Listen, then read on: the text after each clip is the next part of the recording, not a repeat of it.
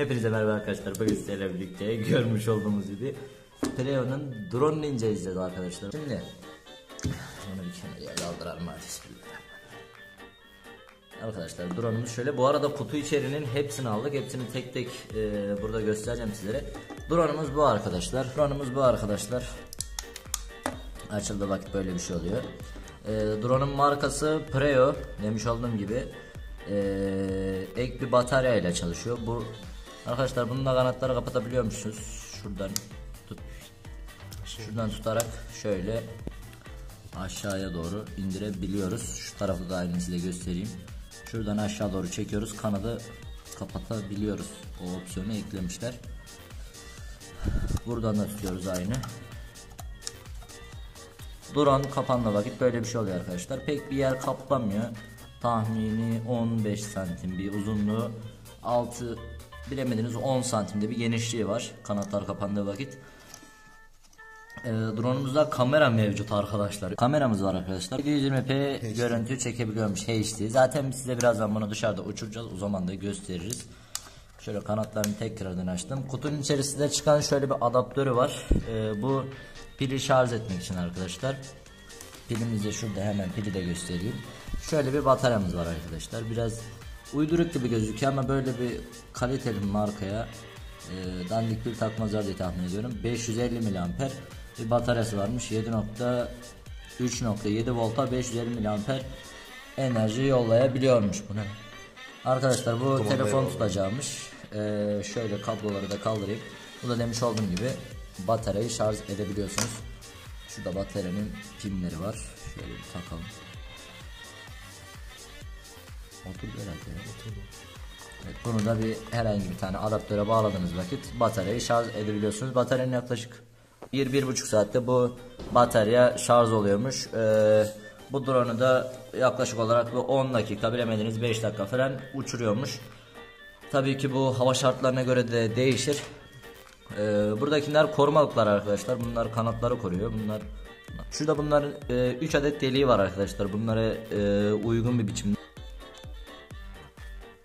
şöyle takıyorsunuz arkadaşlar. Bunlar da kanatları koruyor. Hepsini takalım bir. Evet arkadaşlar, kanatlarını taktığınız vakit drone tabi biraz daha büyüyor. Bu kanatlar ne işe yarıyor? Örnek veriyorum, havada kuştur veya ne bileyim bir şey, rüzgar falan, bu kanatları kırmaması için tabii ki de bu kanatların yanında yedeklerini veriyorlar arkadaşlar. Arkadaşlar şöyle yedek kanatlar çıkıyor içerisinde. Kanatların hepsi aynı arkadaşlar. Tabi bunlarda bir logo yok. Hepsi A, B, C, D diye gruplandırılmış. Hemen poşetin içerisinden çıkanlara tekrardan bakıyorum. Şöyle bir tane tornavida yolluyorlar. Onları da kanatları sabitlemek için veya ne bileyim bu pervaneleri tekrardan takabilmek için. Onu da şöyle bir kenara koydum. Hemen ayaklarını da takalım arkadaşlar. 4 tane büyük, 4 tane de küçük vidalar varmış arkadaşlar. Bu da arkadaşımızın kendi tornavidasıymış. Bunu da kendisi kullanıyor. Kutuya dahil değil yani, bu kutudan çıkmıyor. Kutudan sadece bir tane tornavida çıkıyor. Onları da size söylemiş olayım. Bu da yedek fazla vidalar mevcut. Aynen, bu eğer vida falan kaybolursa. Gene paketi dolu yapmışlar. İçerisinden hepsi çıkıyor.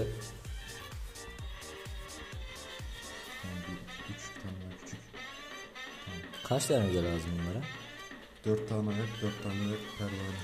4 tane ayak, 4 tane pervanelere toplam 8 tane vida lazım arkadaşlar. Tamam, küçük vidaları ayakçıklara koyacağız. Ayakçıklar şöyle takılıyor arkadaşlar. Direkt koyduğum zaman da takılıyor.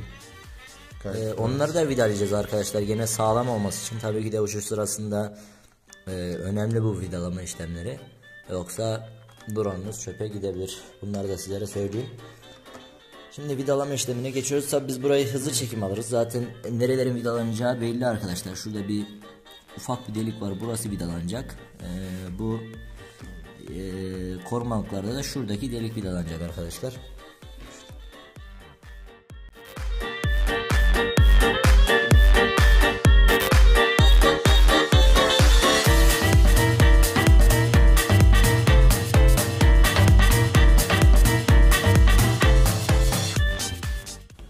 Arkadaşlar şimdi kanatları ve alttaki ayakları sabitledik yerine. Şu an hepsi taş gibi, top gibi maşallah. Şimdi bataryayı takacağız ve ardından bataryamız şu şekilde arkadaşlar. Az önce göstermiş olduğum gibi bayağı küçük, büyük bir cihaz.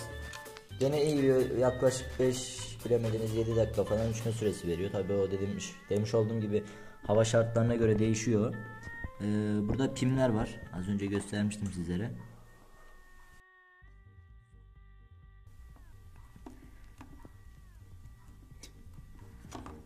Şimdi bataryayı yerine koyacağız arkadaşlar.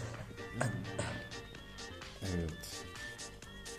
Kapağı da kapatırken üstüne koyuyoruz, ittiriyoruz. Tamam, işlemimiz bu kadar. Şimdi arkadaşlar kumandayı da koyduk. Şu an görüntü biraz bozulmuş olabilir. Işıkları gözüksün diye açtık, kapat ışıkları. Işıkları böyle arkadaşlar. Şimdi butonuna basıyorum, ışıkları yanmaya başlayacak.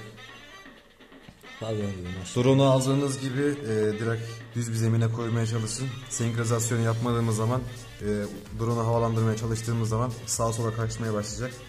Onun için senkronizasyonu yapmamız için kumandayı bir kez basıyoruz.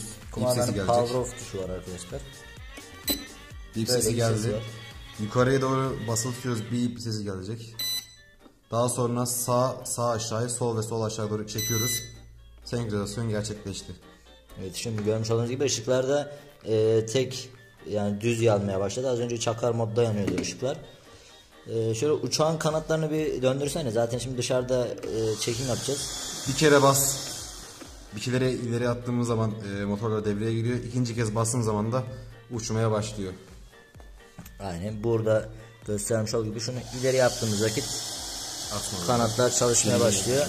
Geri attığımız vakitte böylece oluyor.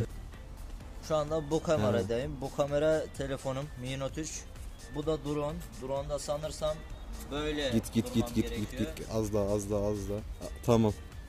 Arkadaşlar drone'da da yaklaşık bir 5 metre drone'un ilerisinde durmam gerekiyor. Şöyle drone'da yanından video çekiyorum. Telefonda büyük ihtimalle şu an çok geride gözüküyorumdur. Zaten videolar yan yana, oradan kıyaslarsınız.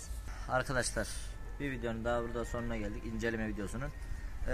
Premio yaklaşık olarak 300 TL demiştim size ama yanlış söylemişim. Yaklaşık olarak 150-300 arasında. Yani o civarlarda. Ben size zaten aşağıda en uygun sitenin linkini bırakacağım. Oradan satın alabilirsiniz ürünü. Ürün bence gayet güzel ama profesyonel bir iş yapmak istiyorsanız hiç tavsiye edecek bir şey değil. Zaten 100 TL'lik bir şeyden nasıl bir profesyonellik beklersiniz, o da size kalmış bir şey. Devam da. Demiş olduğum gibi 100 TL'ye profesyonel bir şey beklemeyin. Profesyonel bir şey bekliyorsanız bir 1.5-2.000 TL'yi bir gözden çıkartmanız gerekiyor. Demiş olduğum gibi ürünün linkini aşağıda vereceğim. Bu arada kanalıma abone olmayı, aşağıdan like tuşuna basmayı. Bu arada ekranda bizim bazı yerlerde Instagram'larımız geçiyor. Oradan da Instagram'ı takip etmeyi unutmayın. Sizleri seviyorum. Hoşça kalın. Kendinize çok iyi bakın. Görüşürüz. Bay bay.